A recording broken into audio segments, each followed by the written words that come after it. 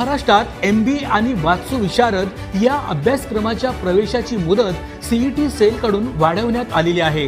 23 October 2024 पर्यंत MBA ची प्रवेश प्रक्रिया सुरू राहणार आहे।